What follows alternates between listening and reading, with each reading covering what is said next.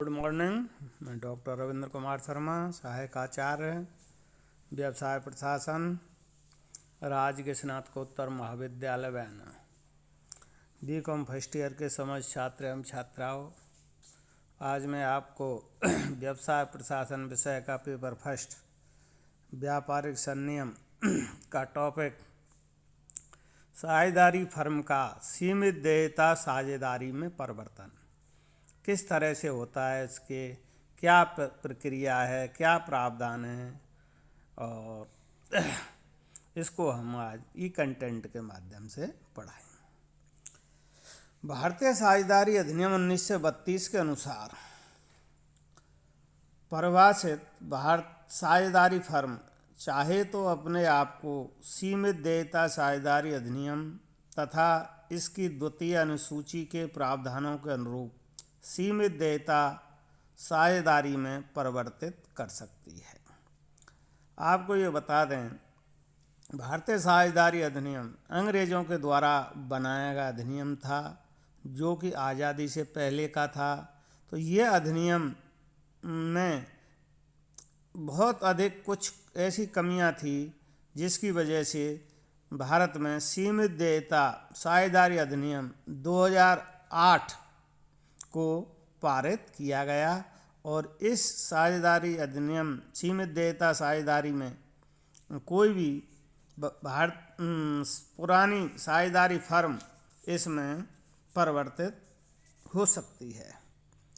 यहाँ फर्म के सीमित देयता साझेदारी में परिवर्तन से तात्पर्य उस फर्म की संपत्तियों, संपदाओं, हितों, अधिकारों, विशेषाधिकारों, दायित्वों, वचनों तथा उसके उपक्रमों को इस अधिनियम तथा इस अधिनियम की द्वितीय अनुसूची के अनुरूप सीमित देयता साझेदारी को अंतरित करने से है। यानी इसका अर्थ बताया है कि सीमित देयता साझेदारी में परिवर्तन से तात्पर्य क्या है।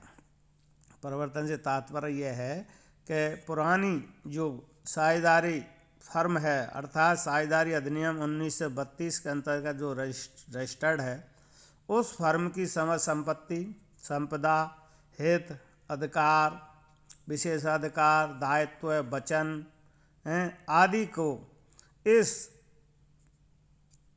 अधिनियम का मतलब है सीमित देयता साझेदारी अधिनियम 2008 की द्वितीय अनुसूची के अनुरूप सीमित देयता साझेदारी को अंतरित करने से है।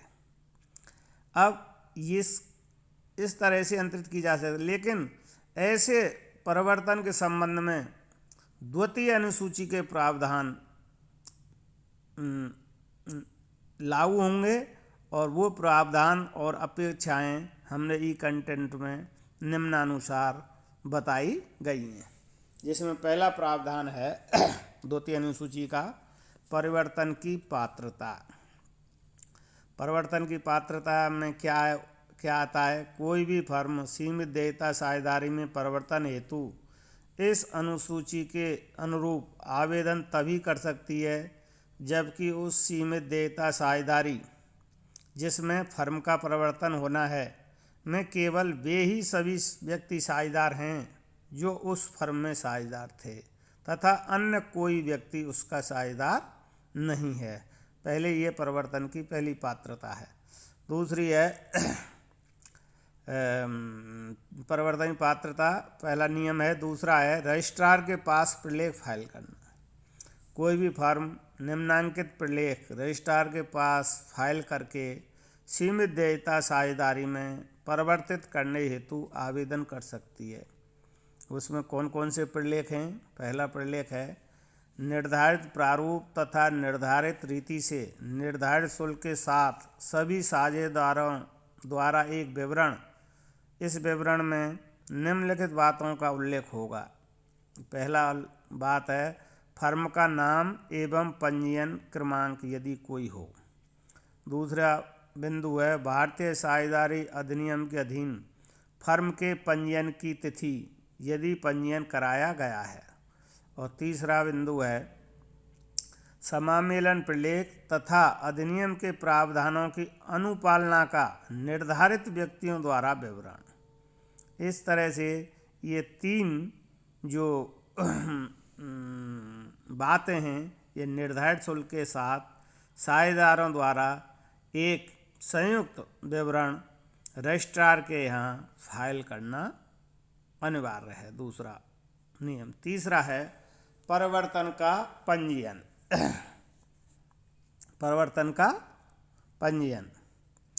उपर्युक्त वर्णित प्रलेखों को प्राप्त करने पर रजिस्ट्रार उन प्रलेखों का पंजीयन कर लेगा। रजिस्ट्रार चाहे तो किसी भी फर्म से उपर्युक्त वर्णित प्रलेखों का सत्यापन उस रीति से कराने के लिए कह सकता है जो भी रीति वह उचित समझे। परिवर्तन पंजीयन तभी करेगा जब उपर्युक्त विवरण के साथ जो प्रलेख फाइल किए गए थे वो सही हैं या नहीं है, इस चीज़ की रजिस्ट्रार तहकीकात करेगा चाहे तो, और उसके बाद में वो परिवर्तन का पंजीयन संतुष्ट होने पर परिवर्तन का पंजीयन कर देगा। अगला प्रावधान है इसमें पंजीयन का प्रमाण पत्र। प्रलेखों के पंजीयन के उपरांत रजिस्ट्रार पंजीयन का प्रमाण पत्र जारी कर देगा। यह प्रमाण पत्र रजिस्ट्रार द्वारा निर्धारित प्रारूप में होगा। इस प्रमाण पत्र में इस बात का उल्लेख होगा कि उस सीमित देयता साझेदारी का इस अधिनियम के अधीन पंजीयन उस प्रमाण पत्र में उल्लिखित हो गया है। रजिस्ट्रार द्वारा पंजीयन का प्रमाण पत्र जारी किया जाता है। और 5वां प्रावधान है द्वितीय अनुसूची का फर्मों के रजिस्ट्रार को सूचना। इसके बाद पंजीयन के प्रमाण पत्र के बाद वह सीमित देयता साझेदारी परिवर्तन के पंजीयन के 15 दिनों के भीतर फर्मों के उस रजिस्ट्रार को ऐसे परिवर्तन की सूचना देगी जिसके पास भारतीय साझेदारी अधिनियम 1932 के अधीन उसका पंजीयन हुआ हो। यह अपना संपूर्ण विवरण केंद्रीय सरकार द्वारा निर्धारित किए गए प्रारूप में निर्धारित रीति से फाइल करेगी। अर्थात फर्मों के रजिस्ट्रार को जो भारतीय साझेदारी अधिनियम 1932 के अंतर्गत जो फर्मों का रजिस्ट्रार है उसको इस पंजीयन के करने की सूचना 15 दिनों के भीतर उसके रजिस्ट्रार को देनी होगी, जो कि केंद्र सरकार द्वारा निर्धारित प्रारूप है उसके अनुसार ये सूचना दी जाएगी। और 6वां प्रावधान है रजिस्ट्रार द्वारा पंजीयन से इनकारी। यदि रजिस्ट्रार फर्म के द्वारा उपलब्ध किए गए विवरणों तथा अन्य सूचनाओं से संतुष्ट नहीं है तो वह उसे परिवर्तन का पंजीयन करने से इनकार कर सकता है, किंतु रजिस्ट्रार द्वारा परिवर्तन के पंजीयन की इनकारी के विरुद्ध अधिकरण को अपील अवश्य की जा सकती है। अपील करने का अधिकार भी इस अधिनियम के अंतर्गत इनकारी करने पर फर्मों को प्राप्त होता है। और 7वां प्रावधान है द्वितीय अनुसूची के प्रावधानों से बाध्य। ऐसे परिवर्तन के उपरांत फर्म इस अधिनियम की द्वितीय अनुसूची, इस अधिनियम से मतलब है सीमित देयता साझेदारी अधिनियम 2008 के अंतर्गत एक द्वितीय अनुसूची है जिसमें कि इस ऐसे परिवर्तन से संबंधित प्रावधानों का उल्लेख है कि प्रावधानों से वह बाध्य होगी जो उस पर लागू होते हैं। इस तरह से कोई भी साझेदारी फर्म सीमित देयता साझेदारी में इन नियमों के तहत, इन प्रावधानों के तहत परिवर्तित की जा सकती है। अब इसके बाद देखते हैं हम पंजीयन का क्या प्रभाव होता है। अर्थात पंजीयन का प्रभाव से मतलब यह है कि साझेदारी फर्म जब सीमित देयता साझेदारी अधिनियम 2008 के अंतर्गत पंजीयन हो जाती है तो उसके बाद क्या प्रभाव होंगे इस ऐसे परिवर्तन के, जिसमें पहला प्रभाव है प्रमाण पत्र में उल्लिखित नाम से इस अधिनियम के अधीन पंजीकृत सीमित देयता साझेदारी विद्यमान हो जाएगी। सबसे पहला प्रभाव तो ये होगा पंजीयन का ये सीमित देयता साझेदारी विद्यमान हो जाएगी विधिवत रूप से। दूसरा प्रभाव है फर्म की सभी मूर्त, चल एवं अचल एवं अमूर्त संपत्तियां, परिसंपत्तियां, हित, अधिकार, विशेषाधिकार, दायित्व, वचन तथा फर्म के सभी उपक्रम बिना किसी अन्य आश्वासन, कार्रवाई या लिखित के सीमित देयता साझेदारी के ही हो जाएंगे। और तीसरा प्रभाव होगा पंजीयन का। फर्म का विघटन हुआ माना जाएगा। यदि फर्म का भारतीय साझेदारी अधिनियम में पंजीयन हुआ है तो उस अधिनियम के अधीन रखे गए अभिलेखों में से उस फर्म का नाम हटा दिया जाएगा। ऐसे परिवर्तन के उपरांत फर्म के सभी साझेदार इस अनुसूची के उन सभी प्रावधानों से बाध्य होंगे जो उन पर लागू होते हैं, अर्थात द्वितीय अनुसूची के प्रावधान लागू होंगे।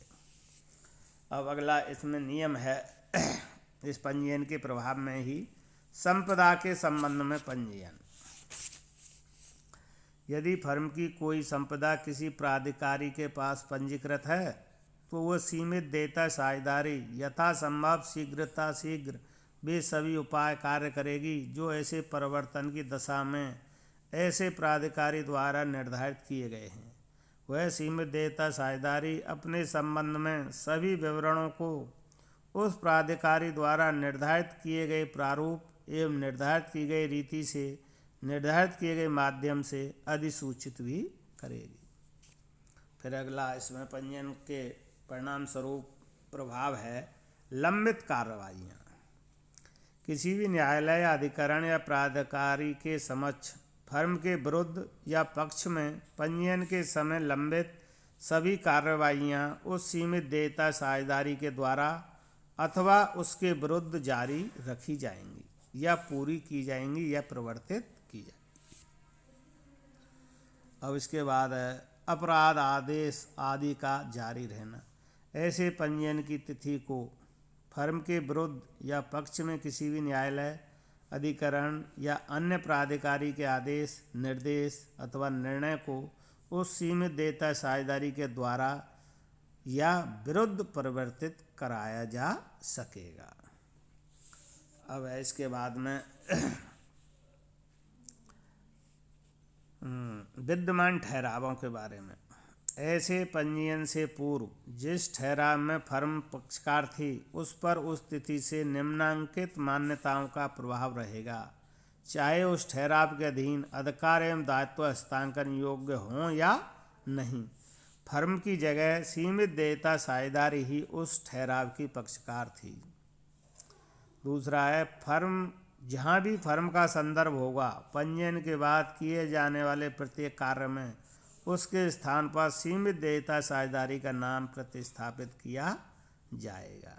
जो भी ठहराव हैं पहले किसी भी साझेदारी अधिनियम के तहत ऐसी फर्म जो रजिस्टर्ड थी, परिवर्तन के बाद इसके सीमित देयता साझेदारी के नाम उसमें प्रतिस्थापित किया जाएगा। अब है सेवा योजन की निरंतरता। पंजीयन की तिथि पर अथवा उसके बाद परिवर्तनीय सेवा योजन का प्रत्येक अनुबंध जारी रहेगा, मानो कि उनमें फर्म के स्थान पर सीमित देयता साझेदारी ही सेवा योजक है। अगला बिंदु है इसमें पैराग्राफ 7 से 14 का लागू होना। द्वितीय अनुसूची के पैरा 7 से 14 तक के प्रावधान उन सभी अनुमतियों, परमिटों या लाइसेंसों पर लागू होंगे जो ऐसे पंजीयन के तत्काल पूर्व प्रभावी थे, किंतु उनका प्रभाव उन अधिनियमों के प्रावधानों के अधीन ही होगा जिनके अधीन उन अनुमतियों, परमिटों या लाइसेंसों को जारी किया गया है। अब अगला फिर पंजीयन के प्रभाव का बिंदु है परिवर्तन से पूर्व के दायित्वों के लिए साझेदार उत्तरदायी होंगे, अर्थात फर्म का प्रत्येक साझेदार जिसका परिवर्तन हुआ है उन सभी दायित्वों एवं वचनों के लिए उत्तरदायी होगा जो ऐसे परिवर्तन से पूर्व उस फर्म द्वारा उत्पन्न किए गए थे। किसी अन्यथा अनुबंध के अभाव में फर्म का कोई साझेदार फर्म के ऐसे किसी दायित्व या वचन को पूरा करता है तो उसकी सीमित देयता साझेदारी द्वारा भरपाई की जाएगी। और अगला बिंदु है इसमें फर्म के इसके पंजीयन के प्रभाव में पत्राचार में परिवर्तन की सूचना। ऐसे परिवर्तन के पंजीयन के अधिकतम 14 दिनों बाद से 12 माह तक उस सीमित देयता साझेदारी को अपने प्रत्येक औपचारिक पत्राचार में निम्नांकित बातों का उल्लेख करना होगा, जिसमें कौन कौन सी बातें हैं। पहली बात है वह तिथि जबकि फर्म का सीमित देयता साझेदारी में परिवर्तन किया गया था। पत्राचारों जो भी पत्राचार होगा उसमें यह तिथि अंकित की जाएगी। और दूसरा है फर्म का नाम तथा पंजीयन क्रमांक यदि हो तो जिसका परिवर्तन हुआ है। यदि कोई सीमित देयता साझेदारी पत्राचार में परिवर्तन संबंधी उपर्युक्त सूचना देने संबंधी उपर्युक्त प्रावधान का उल्लंघन करती है तो उस पर कम से कम 10,000 रुपये के तथा अधिकतम 1,00,000 रुपये तक के अर्थदंड से दंडित किया जा सकेगा। यदि ऐसा दोष जारी रहता है तो उसे कम से कम 50 रुपये के तथा अधिकतम 500 रुपये प्रतिदिन तक के अर्थदंड से तब तक दंडित किया जा सकेगा जब तक कि ऐसा दोष जारी रहेगा।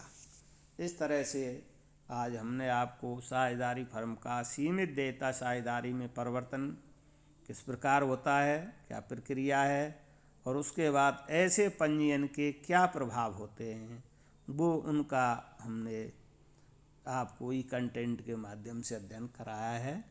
आज के लिए इतना ही, धन्यवाद।